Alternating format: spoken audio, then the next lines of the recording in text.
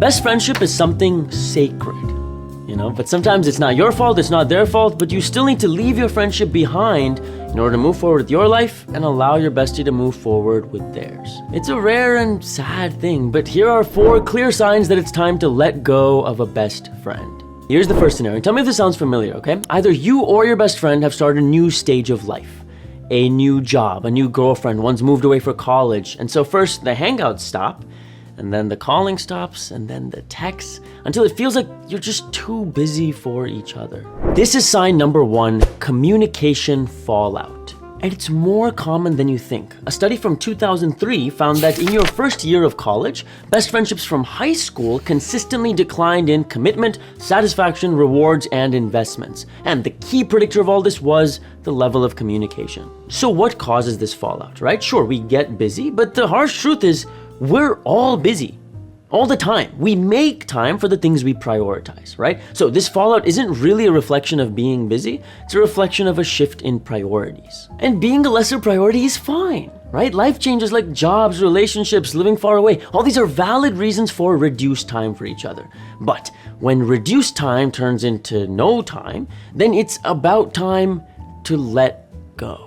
Now the next sign is a little scary because it can happen even if you and your best friend talk a lot, okay? Sign number 2, misalignment. So what does this mean? I have a set of values, right? We all do. It's the things I value in life, in friendships, and you can plot those values as a vector, whatever, right? It points in the direction I want my life to go in. Now, your best friendship started because you and your best friend had vectors that overlapped, right? Maybe you're in the same environment like a school or college, or you have the same hobbies or the same goals, right? So you start off by moving in the same direction. But these values change all the time, right? Our goals, our wants, our needs, everything changes to the point where 2 best friends might only be bad for each other. And the research is clear that friendship is not always good. Rosenquist, 2011, found that depression can spread through friend networks.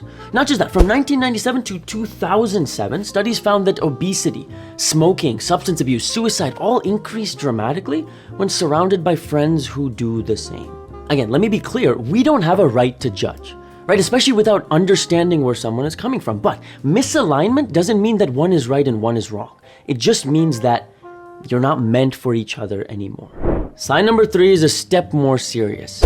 Breach of trust. Okay, get this.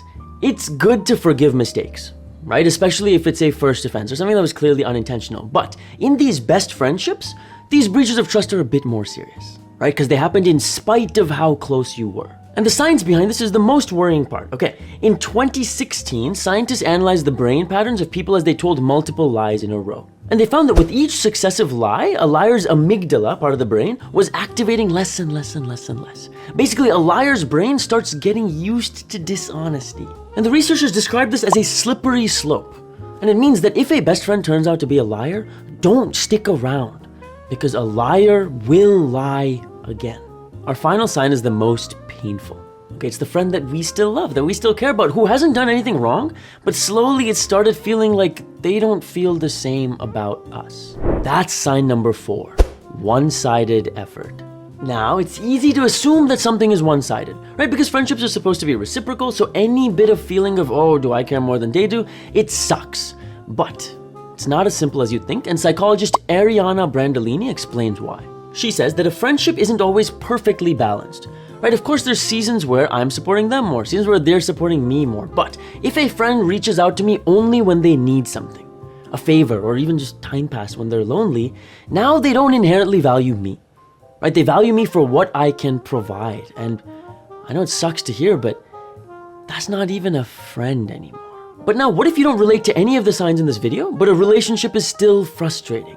Well, then there's a high chance that you could be the issue. No offense, right? But you could be unintentionally acting in toxic ways that can poison a friendship.